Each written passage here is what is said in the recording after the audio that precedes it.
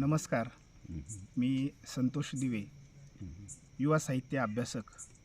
मित्रांनो, आज आपण आलेलो आहोत संगमनेर तालुक्यातील एक सुंदरसं छोटंसं गाव कोळीवाडा. या कोळीवाड्याच्या निसर्गरम्य परिसरामध्ये आज आपण या ठिकाणी आहोत. निसर्गाच्या मुशीत आणि एका सुंदर टेकडीच्या कुशीत माझ्या थोरल्या बंधूचं घर, आणि या घरी आपण या घराच्या विस्तीर्ण सुंदरशा अंगणामध्ये आपण बसलेलो आहोत. आमचे थोरले बंधू प्राचार्य उल्हासजी घोडे, जे भुलेवाडी येथे सेवेत आहेत, आज त्यांच्या घरी येण्याचा योग आला. आणि विशेष म्हणजे आजच्या या मैफिलीमध्ये विशेष उपस्थिती आहे आमचे मामा, ज्यांना आपण रानकवी म्हणून संपूर्ण महाराष्ट्र त्यांना ओळखतो, असे निसर्गकवी तुकाराम धांडे. निसर्गकवी ज्यांचं नातं मातीशी आहे, ज्यांचं नातं निसर्गाशी आहे, ज्यांचं नातं शेतीशी आहे, असे निसर्गकवी आपल्या समवेत आहेत. गप्पा रंगणार आहे, कवितांचा वर्षाव होणार आहे, आणि तुम्ही आम्ही सर्वजण या वर्षावात चिंब भिजणार आहोत.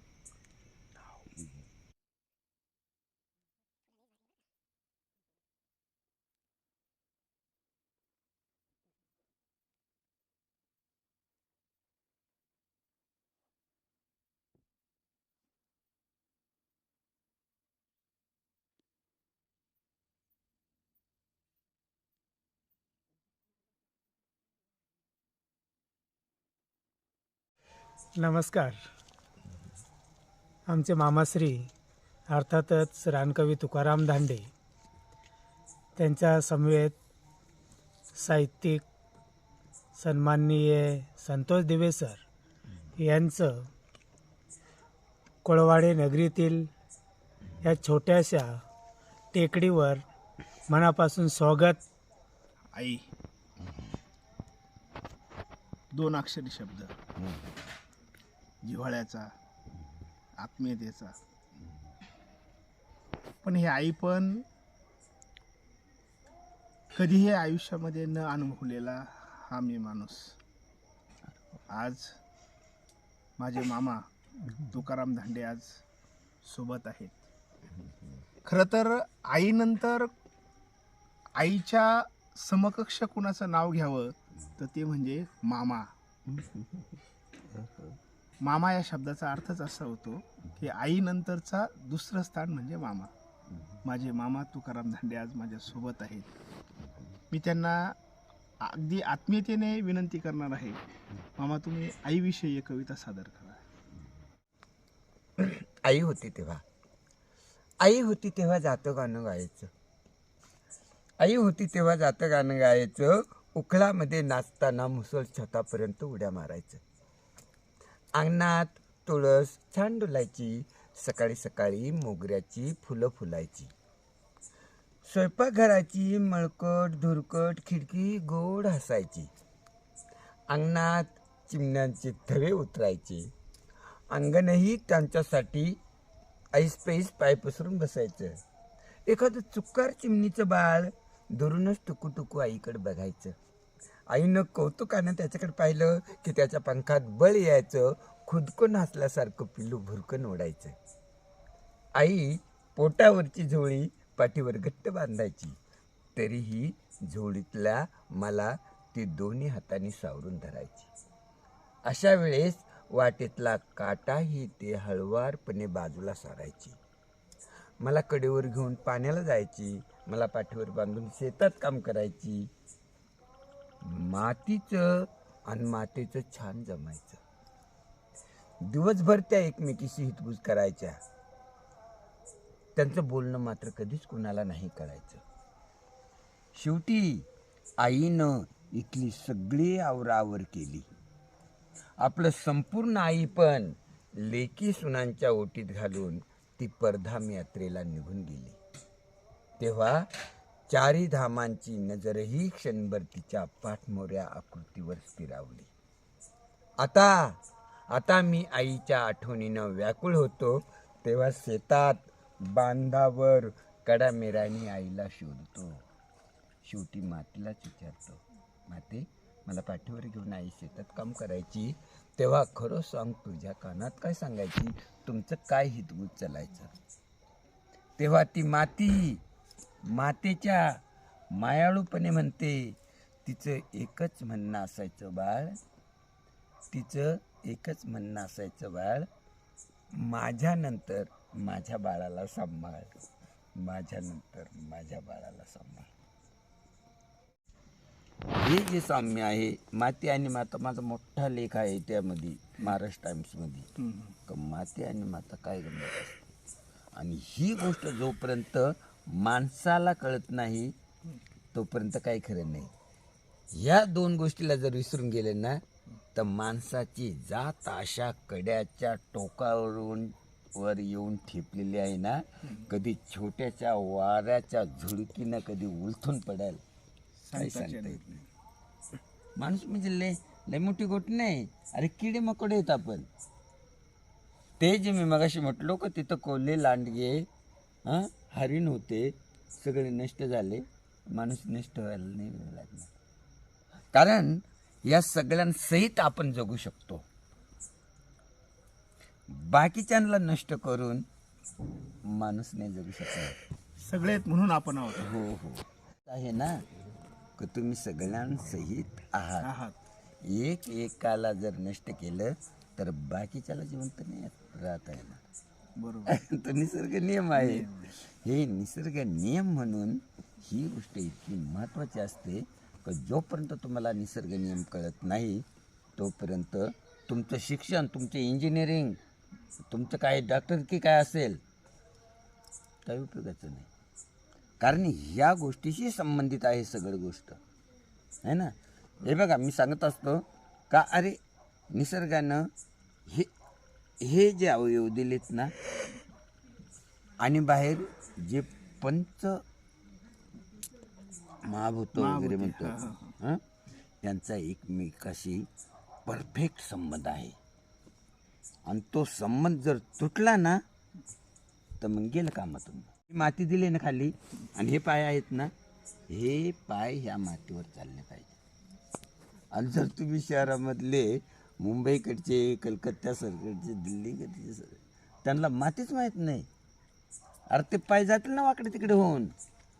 कारण ज्याच्यासाठी जे आहे त्याचा जर तुम्हाला विसर पडला तर तुम्ही किती मोठे त्या झाले, काय डॉक्टर इंजिनियर झाले, तुमचं सायन्स किती पुढे गेलं, पण ही जी मूळ गोष्ट आहे, ही फाउंडेशन आहे, पाय आहे.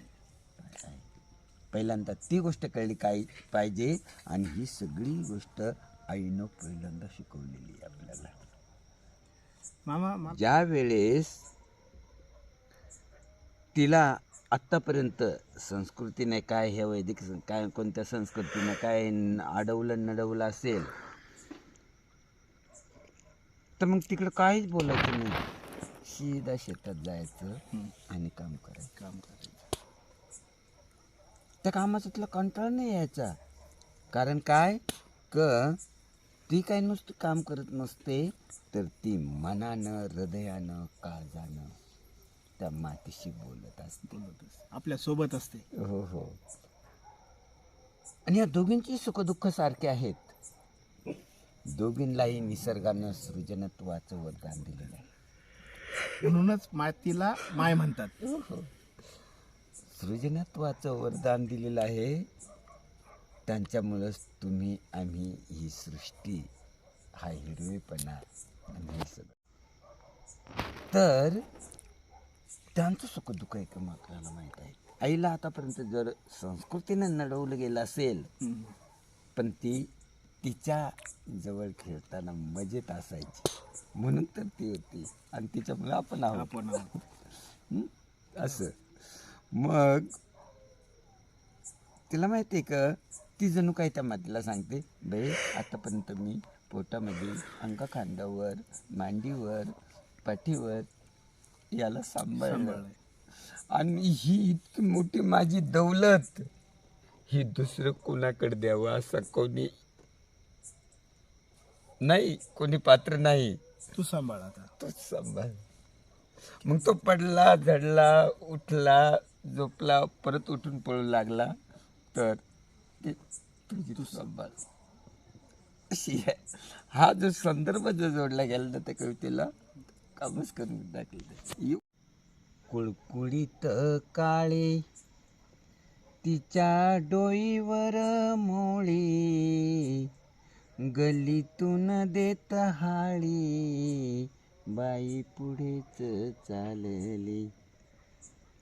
काड्या कुड्या डोईवरी तिच्या हाता पाया परी, उभी राहून या दारी हाका मारत चालली. माती, शेती किंवा रान हे सगळं नेमकं तुम्हाला म्हणजे तुमचा जन्म त्याच्यातला झालेला आहे बरोबर. त्याच्यामुळं तुमचं हे झालं. पण तुम्हाला असं कधी कळलं की याच्याविषयी आपल्याला काहीतरी आपलं इतरांपेक्षा वेगळं आहे आपल्यामध्ये, याची जाणीव कधी झाली? हे कविता बघा तुम्हाला सांगतो. शाळेमध्ये होतो राहुरीला, राहुरी बरं इकडं गाडगे महाराज आश्रम. आणि शालेय शिक्षण कुठं झालं तुमचं? 4थी पर्यंत गावात. गाव कोणतं? आंबेवंगण. आंबेवंगण. आणि तिथून त्यावेळची आश्रमशाळा, तोपर्यंत अशा गावोगाव आश्रमशाळा नव्हत्या. राऊरीची संत संत गाडगे बाबा. मी गेलेलो तिथं, मला माहिती आहे. जालदर्गी आहेत ना, त्यांचे वडील आणि आम्ही बरोबर होतो. तर असं काय म्हणत होता तुम्हाला? काय मला हे म्हणायचं होतं की आपण निसर्ग कवी आहोत. हो हो हो. किंवा शेती, माती, रान, जंगल याची एक वेगळी आत्मीयता इतरांपेक्षा वेगळी, हे तुम्हाला कधी जाणवलं? अगदी 1ली ते 4थी पर्यंत हा, आमची गावातच शाळा, आंबेगाव. तर त्यावेळेस कोणतीही शाळा बांधली गेलेली नव्हती. तोपर्यंत शाळा ही देवळातच भरायची. देवळात. हो. देवळात शाळा भरायची. आणि आम्ही 3रीला 4थीला 2-2, 3-3 मुलं फक्त. काय शिकायची कोणालाच इच्छा नाही, म्हणजे तो प्रकारच नव्हता तोपर्यंत. म्हणजे 1ली ते 4थी 5वी सगळे एकत्रच. हा. आणि एक शिक्षक. हो, एक शिक्षक.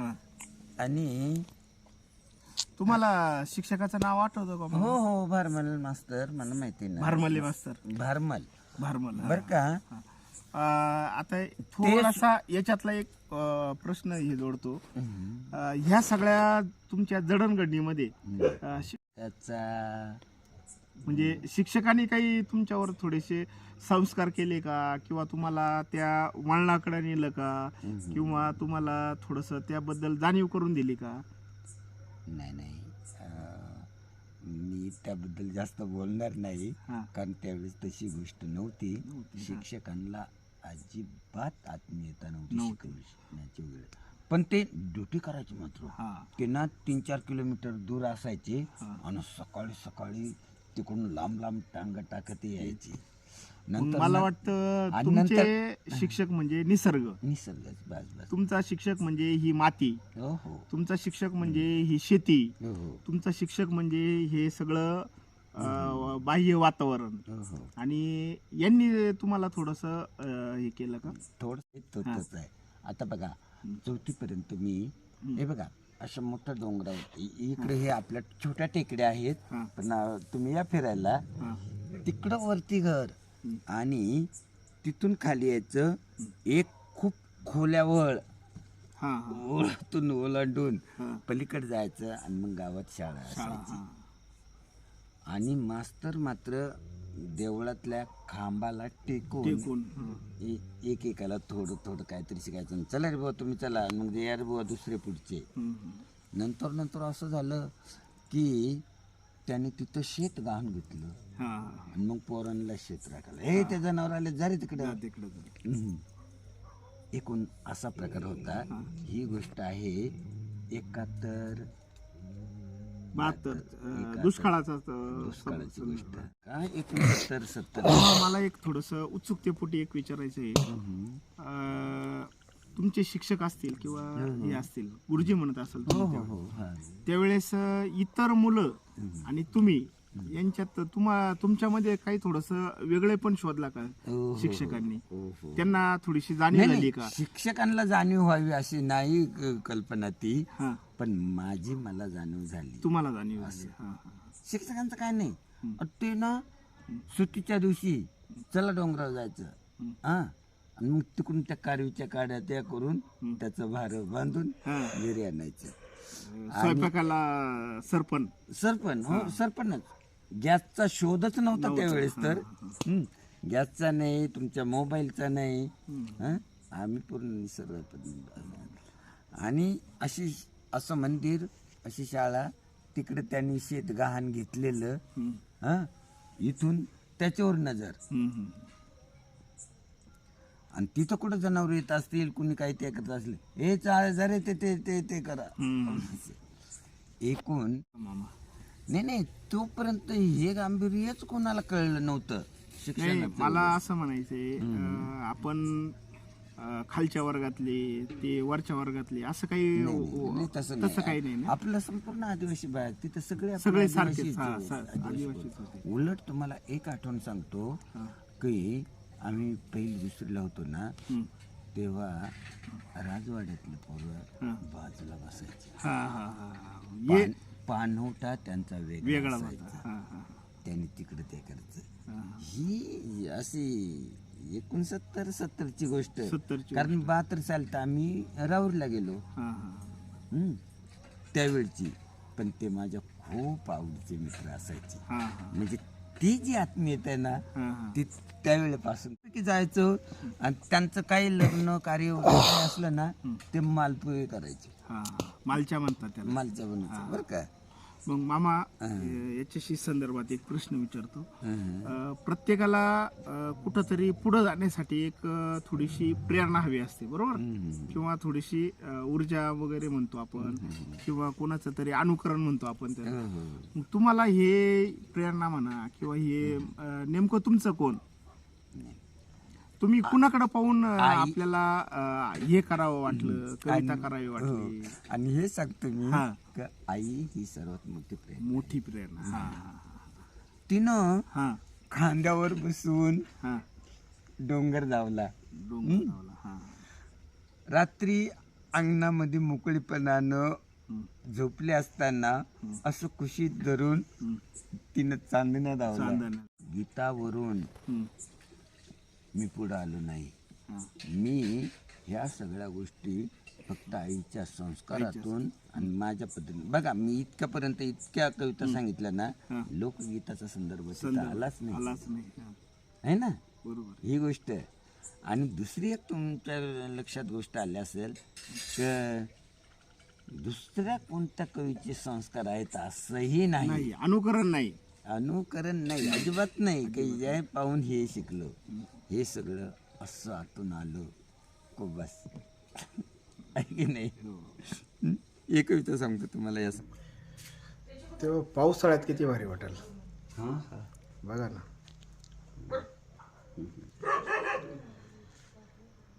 अशी भारी गोष्टी नाही ती. आपण ते झालं पर्यटनाला म्हणून इकडे येत जाय. यांचं काय हे घरी नसलं तरी मी इकडे डोंगरावर जाऊन राहत जाय. कसे नसणार आहे, घरीच असणार. सारखं जेव्हा मला कळायला लागलं, ती कदाचित त्यावेळीपासून असेल, पण तुम्ही ऐकली नसेल. पण कविता ऐका. बा निसर्ग देवा तू लय मोठा, तुहा केवढा पसारा, आन तू लई जुना, युगायुगांचा म्हातारा. एवढं सगळं देव, पण तुझ्या पुढे निव्वळ भुसकाट. हा, तुझ्या नियमानाच वारा वाहतो, दिवस निघतो, अंधार पडतो. पूर्वीच्या आमच्या वाडवडिलांनी लय डोका चालवला, आणि तू ह्या प्रत्येक नियमाचा एक एक देव झाला. पण नंतर भलत्याच देवांचं भरमसाठ पीक आलं, आणि प्रत्येक जातीचं, धर्माचं, पंथाचं मोकार देव झालं. पण तुझ्याच एका नियमानं माणूस चंद्रावर गेला, आणि दुसऱ्या एका नियमानं नागासकी आणि हिरोशिमाचा कोण सुद्धा नाही पाहिला. अरे तू या एका मामुली नियमानं आम्ही जन्मतो आणि मरतो.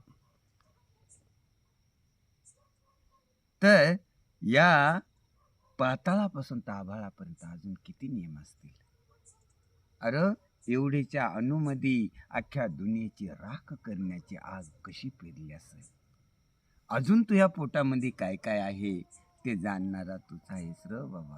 फक्त तूच आहेस, फक्त तूच आहेस. त्यांचे लांडग्यांचे एकावे म्हणे एक मत द्यावे, भले सर्वांचे होईल.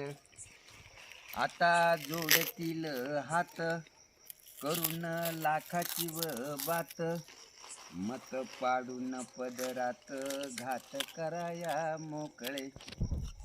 आमचं शेत तळ्यामंदी, पाणी त्यांच्या मळ्यामंदी, झोळी आमच्या गळ्यामंदी, भीक मागाया मोकळे.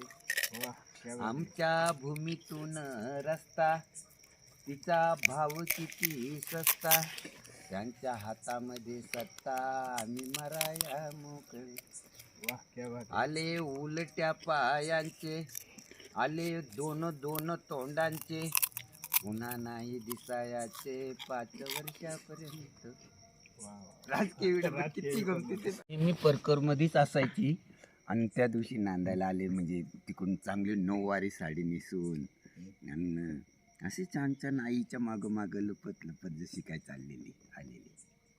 आणि पहिल्यांदा ती ज्या वेळेस तिथली सासूरवाशीन म्हणा किंवा पत्नी म्हणा किंवा घरधनीन म्हणा, अशा वेळेस ती येते. आणि त्यावेळेस तिथल्या परिसरामध्ये मुख्य म्हणजे कवीच्या मनामध्ये वातावरणामध्ये कसं काय काय बदल होतो त्या अर्थाची ती कविता आहे.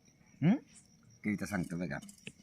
ची दारात पाऊले, घराघर पण आले, तिची दारात पाऊले, घराघर पण आले, तिचे हात फिरताच अंगणाचे सोने झाले, अंगणाचे सोने झाले, तिचे हात फिरताच अंगणाचे सोने झाले, अंगणाचे सोने झाले.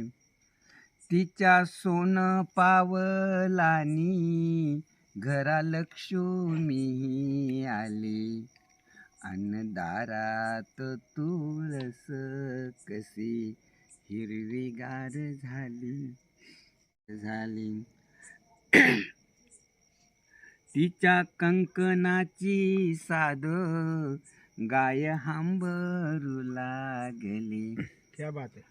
तिच्या कंकणाची साद गाय हांबरू लागली, वासरूही बावरले, कोण नवीन माऊली, कोण नवीन माऊली, वासरूही बावरले, कोण नवीन माऊली, कोण नवीन माऊली. आली शेतात जाऊन कशी घामाघूम झाली, नाही बसायाला वेळ आता पाण्याला निघाली. आणि मग गेले दोघंही फिरायला बरं का. शेवटी आईच्या नेतृत्वाखालीच, कारण ते असणार ना बरोबर. पण मग हे जरा लय रमत गमत चाललेत. माझ्या पायामध्ये काटा, तिच्या डोळाल पाणी, तिच्या ओठावर हसू मला सुचतात गाणी, मला सुचतात गाणी. आणि मग शेवटी काय असतं, ती सातवीला असणार, काय संसाराचे काही समज नाही काय नाही, पण नवरा आहे तिकडचे संस्कार असतात. तिला ती बाकीच्या जबाबदारीची काही गोष्ट नाही, पण मी मात्र BA झालेलो. अरे आता कामाला लागलं पाहिजे, काहीतरी करायला पाहिजे, आता लग्न झालंय आपलं. मग मी त्या नोकरीच्या शोधात वगैरे हां, आणि उद्या कसं कसं काय काय असं. आणि तिचं मात्र काय काम काहीच नाही, फक्त दरवाजात उभं राहून मी बाहेर कुठवर गेलोय आणि किती वाजता येईल असं सांगितलेलं असलं तर तिथून वाट पाहत राहणं, एवढीच गोष्ट आहे. घरातल्या घरातली ही गोष्ट. तिचे चित्त माझ्यावरी, जीव माझा वार करी, तिची घरात पंढरी, वाह, क्या बात आहे. तिची घरात पंढरी. अशा कवितांच्या गमती का बस आठवतात हे लोक. अरे बापरे, कसं काय कसं काय. आता आठवली बरं. एक छोटी एक मोठी, सगळं एकदम छान छान गोड गोड अशा गोऱ्या पान पातळशा. हां, आणि ती मोठी जशा पद्धतीने शिकले ना आईचे संस्कार, त्या बरोबर पाठीमागच्यांना तसं लागत चालायचे. आणि झाप असं खाली का तिथून वरती डायरेक्ट डोंगर, आणि मग तिथून त्या एक जी पुढं चालते ती पुढं गेली. कुणी काड्या कोड्या गोळा करतील, कुणी गवऱ्या गोळा करतील, कुणी हिरडे गोळा करतील, आणि अशा पद्धतीनं तो तिथलं वातावरण कविता सांगता. आता तुमच्या संदर्भ लक्षात आला. या डोंगरात पोरी चालल्या हिंडाया डोंगरात, रानाच्या वाटेत काट्यात कुट्यात अनवाणी चालत गेल्या. आभाळवटीत चांदण्या मुठीत चांदण पेरीत आल्या, पोरी भिजल्या घामाच्या पावसात, पोरी खेळल्या उन्हाच्या चांदण्यात. रान विसरल्या भूक तान विसरल्या, भूक विसरल्या, पोरी रानाच्या होऊन गेल्या. झाडांची वेलींची गवताची झुडपाची फुलच होऊन बसल्या, पोरी खेळल्या जशा आईच्या अंगणात, पोरी खेळल्या जशा आईच्या अंगणात अंगणात. क्या बात आहे. वा. पुढं रानाचा पाऊस फिटले हाऊस. पुढे पुढे बघा, ते उन्हाळ्यामध्ये पाऊस येतो, अवकाळी पाऊस म्हणतात त्याला. ते कराड वगैरे भिजून जातं असं. रानाचा पाऊस फिटले हाऊस, धरती ओली झाली, सर्वांगी भिजत लाजत आल्या इंद्रधनुच्या खाली, पोरी रंगला सात रंगाच्या रिंगणात, पोरी रंगल्या सात रंगाच्या रिंगणात, पोरी खेळल्या एकमेकीचा धरून हात, पोरी नाचल्या हातात गुंफून हात. वा. आणि पुढे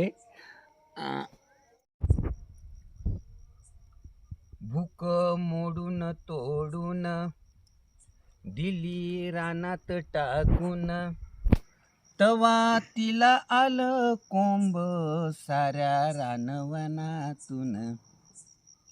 उन्हातान्हात फिरता भूक झाली काळी निळी, तवा रानात पिकल्या जशा करवंदी जांभळी.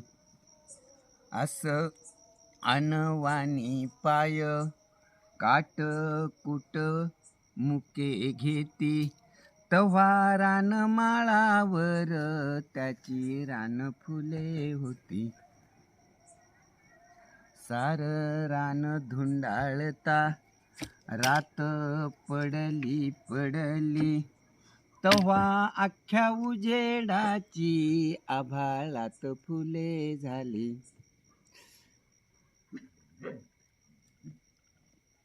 लई मायाळू खडक दे. काय असतं की आपण ह्या आधुनिकतेखाली वैज्ञानिकतेखाली आणि याच्यामध्ये इतकं काय भरकटत चाललोय की मूळची जी फाउंडेशन ज्याला म्हणतो आपण, पृथ्वी काय, जल असेल, वायू असेल, काय सूर्य असेल, काय काय वातावरण असेल, त्याच्याकडे लक्ष देत नाही.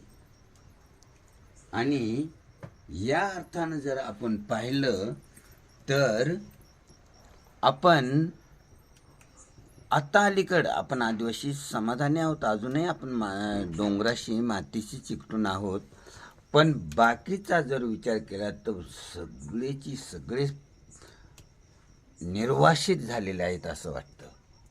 का? की त्यांना मातीची ओळख नाही राहिली. माता कुठं जन्मलो, कशी माझी पार्श्वभूमी, कशी माझे आई बाप, कशी माझी आई आजोबा, हेच जर नाही समजलं ना तर त्याला म्हणतात विस्थापित. आपल्या मूळ त्याच्यापासूनच दूर गेलो तर मग काही अर्थ नाही. अशा अर्थाची गोष्ट आहे ती आणि मग अशा सगळ्या लोकांचं पुनर्वसन व्हावं असं जे कवीला वाटलं तर मग त्याच्यावर त्याला ती कविता सुचली आणि ती म्हणजे पुनर्वसन कविता.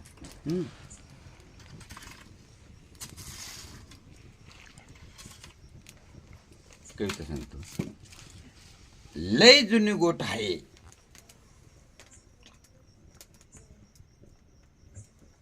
लय जुनी गोठ आहे, एकदा देवा दानवांनी समुद्र मंथन केलं. आता त्याच्यातून अमृत, दारू आणि अजून लय काही काही निघालं. मग तो आनंद, नाचणं, गाणं, वराडणं आणि मग वाटण्या, त्यात वाढणाऱ्यांनी आणि काही पुढाऱ्यांनीच अमृतावर ताव मारला. आता बाकीच्यांना दारू मिळाली, ते पिऊन तराट होऊन डोलाया लागले. झाले बघ. आर पण त्या समुद्र मंथनासाठी ज्या डोंगराचा वापर केला त्याचं काय? त्याच्यावर लय जीव जित्राब राहत होता. झाड, वेली, पशुपक्षी, किडामुंगी, खेकडं, माकडं, वानरं आणि वानरासारखीच काही माणसंही राहत होती. एकमेकाच्या आधारानं जगत होती, जगण्यावर प्रेम करत होती. या आभाळाखाली त्या डोंगराच्या पोटाला माणसासहित सजीवांची संस्कृती आकार घेत होती. वाह, क्या तो बात है. अख्खा डोंगरच पाण्यात बुडवून गरगरा गरगरा फिरवला आणि तिथलाच एक साप धरून त्याची दोरी करून वडवड वडवड वडला. अरे त्याच्या पाठीचे मणके खटाखट निसटले असतील, रक्ताच्या गुळणा टाकून मरला असेल बिचारा. त्याचा काही विचार जाऊन दे. तिले जुनी गाडी. पण आता जर कंच्या देवाचाही देव आला आणि या डोंगराचा वापर करायला निघाला तर त्याला ठणकावून सांगितलं पाहिजे का भाऊ या डोंगराच्या वापरामुळे इथं अमृताचे पाट वाहणार असतील, का अख्ख्या देशात दिवे लागणार असतील, का या देशाची जागतिक महासत्ता होणार असेल, हे काहीच नको सांगू. पहिलं इथले सगळे पशुपक्षी, खेकडं, माकडं, वानरं यांच्या सहित इथल्या माणसाचं पुनर्वसन होणार आहे. पुनर्वसन नाहीतर हा. आणि या देशाची जागतिक महासत्ता करण्याच्या नादामध्ये या अख्ख्या पृथ्वीच काय करायचं ठरवले तेही सांग. नाहीतर त्या डोंगरातल्या एखाद्या उघड्या वागड्या लोंगटीवाल्या माणसाला जाऊन विचार, तो सांगल कार चांडाळांवर इथल्या माणसाचं काळीजच हरवून गेलं तर तुमच्या महासत्तेला कोण हुंगवतो? तुमच्या महासत्तेला कोण हुंगतो? जुनं 5 खणी घर तुला, जुनं 5 खणी घर तुला, नवं 3 खणी घर मला. ठीक आहे. तुझी मुलं लहान आहेत, आई तुझ्याकडे राहील. तुझी मुलं लहान आहेत, आई तुझ्याकडे राहील. माझं घर आड बाजूला, मला कामावर जावं लागतं, कधी कधी रात्रपाळी असते, म्हातारा माझ्याकडे राहील. हे आई वडिलांची वाट नाही बरं. दोनही घरं त्यांचीच आहेत, पण हे आपलं आपल्यांच्या सोयीसाठी. ठीक आहे. मला कामावर जावं लागतं, मोटारसायकल मला. तुला शेतीची कामं करावी लागतात, बैलांसहित बैलगाडी तुला. ठीक आहे. आता अजून एक, आपण दोघं जिवंत असेपर्यंत तो मला आणि मी तुला. आपण दोघं जिवंत असेपर्यंत तू मला आणि मी तुला. तुझ्या दुखण्या खुपण्यात माझी मांडी तुला. तुझ्या दुखण्या खुपण्यात माझी मांडी तुला. मी मोठा आहे, अगोदर गेलो तर तुझा खांदा मला. अरे 4 शब्दांच्या काय गमती असतात. नाना पाटेकरांना मी त्याला असं म्हणत होतं की तुकारामच्या माझ्या सगळ्या कविता पाठ